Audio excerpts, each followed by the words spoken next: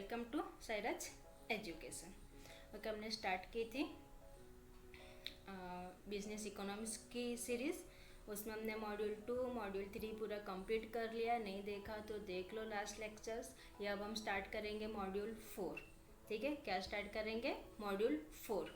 अब और मॉड्यूल 4 क्या है? Capital budgeting. तो आज ये मॉड्यूल 4 हम ये पूरे एक ही लेक्चर में कंप्लीट कर देंगे। ठीक है, तो स्टार्टिंग से एंड तक बने रहो। और अगर स्टडी कंटिन्यू करनी है तो चैनल को सब्सक्राइब कर लो, बेल आइकन प्रेस कर लो। और अगर आपको हेल्पफुल हो रहा है तो वीडियो शेयर करो ताकि दूसरे को भी हेल्पफुल हो सके। और अगर आपको वीडियो अच्छे लग रहे हैं तो प्लीज़ लाइक कर दो। और आगे स्टडी कंटिन्यू रखने के लिए सब्सक्राइब कर लो। ठीक है, तो स्टार्ट करते हैं capital budgeting. Fine, capital budgeting. तो कैपिटल बजटिंग क्या है? ठीक है, कैपिटल बजटिंग तो फाइनेंस मैनेजमेंट और planning related with investment project. ये जो कैपिटल बजटिंग टॉपिक है ना, economics as well as accounts में, ठीक है, आगे आपको काम आएगा। कैपिटल बजटिंग समझो, आगे आपने एमकॉम वगैरह किया या फिर टीवाई में भी आई थिंक आएगा, थर्ड ईयर में वगैरह में, ऐसे थर्ड ईयर में कैपिटल बजटिंग पे सम्स वगैरह रहता है। ठीक है, तो इसके लिए बोल रही हूँ चैनल को सब्सक्राइब कर लो। और मैंने एमकॉम के भी बहुत सारे लेक्चर्स अपलोड किए हैं, तो आप देख सकते हो। उसके अंदर ये पूरा मैंने चैप्टर कवर करवाया। ठीक है, तो कैपिटल बजटिंग क्या है वो देख लेते हैं। फाइनेंस मैनेजमेंट और planning related with investment projects. ठीक है, फाइनेंस मैनेजमेंट और प्लानिंग किसके साथ रिलेटेड रहता है? इन्वेस्टमेंट प्रोजेक्ट के साथ। Forecasting the demand for new product, यानी कि यहाँ पे एज्यूम करना है, फोरकास्ट करना है डिमांड किसके लिए? न्यू प्रोडक्ट के लिए। Capital is scarce commodity, is its productivity depends on its use, so investment decision balancing the sources and use of funds। ठीक है, अब इम्पोर्टेंस क्या है कैपिटल बजटिंग का?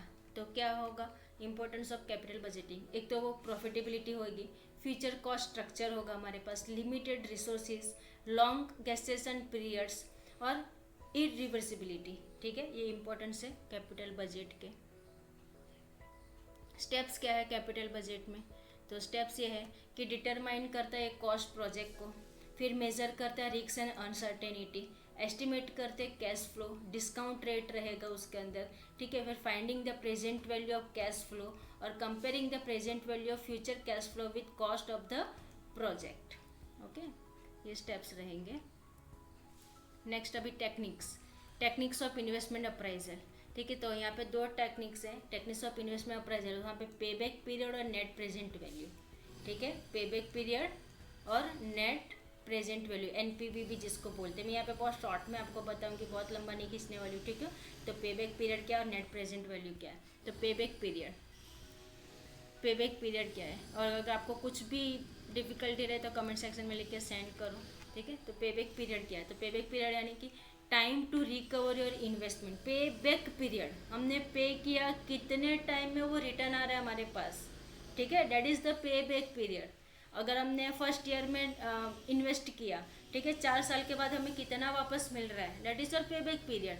ठीक है, तो time to recover your investment, the time it takes for the project to generate money to pay for itself, it is the number of years required to recover the cash outflow invested in the project and give rank to projects। ठीक है, gives rank to projects। Okay, इसको हम बोलते हैं पे back period. अब ये formula original investment upon annual net cash flow. ठीक है, क्या है? सी अपॉन आर, यानी कि पी हो जाएगा आपका pay back period, C original investment और R annual net cash flow. ठीक है, नेक्स्ट आपको बताती हूँ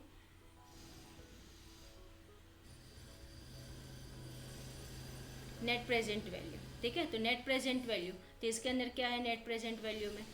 जैसे कि नेट प्रेजेंट वैल्यू, ठीक है, हमारी जो प्रेजेंट वैल्यू नेट कितनी आ रही है। ठीक है, तो उसमें हम क्या देखते हैं कि हमारी इनिशियल इन्वेस्टमेंट कितनी है, फिर हर साल हमने कितने उसके अंदर हमने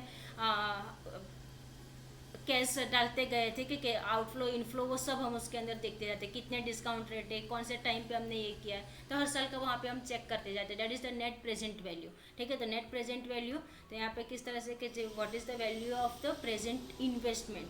ठीक है, नेट प्रेजेंट वैल्यू यानी कि what is the value of the present investment, हमने जो अभी प्रेजेंट इन्वेस्ट किया उसकी वैल्यू क्या है मार्केट में। ठीक है, उसको यहाँ पे ये दिखाता है नेट प्रेजेंट वैल्यू, ठीक है। तो नेट प्रेजेंट वैल्यू यानी यहाँ पे क्या क्या है, माइनस का साइन है, ठीक है। इसका उसका मीनिंग होता है इनिशियल इन्वेस्टमेंट, ठीक है। C0 यानी इनिशियल इन्वेस्टमेंट। फिर कैश फ्लो जैसे कि 1 2, ठीक है, फिर वो उस तरह से वो चलते जाता है। तो C1 अपन क्या 1 प्लस आर यानी कि आपका डिस्काउंट रेट, ठीक है। तो C1 upon 1 plus R plus C2 1 plus R 2, फिर यहाँ पे प्लस, इसी तरह से वो चलते रहेगा, जितने ईयर्स में रहेगा उतना लास्ट टाइम यानी कि लास्ट तक। और फिर वहाँ पे ये टी यानी कि टाइम, ठीक है। और 1 प्लस आर यानी आपको पता है डिस्काउंट रेट, ठीक है, और टी यानी टाइम। तो इस तरह से ये हो जाएगा आपका net present value. Hope so आपको समझ में आया रहेगा। अगर नहीं समझा तो आप मुझे कमेंट सेक्शन में लिख के सेंड करो। तो आज के लिए रखते हैं हम इतना ही, मिलते हैं हम लोग नेक्स्ट लेक्चर में। मॉड्यूल 2 3 4 पूरा कंप्लीट करवाया है, तो मिलते हैं नेक्स्ट लेक्चर में। Okay, thank you for watching. Do not forget like share and subscribe. Okay, bye, thank you.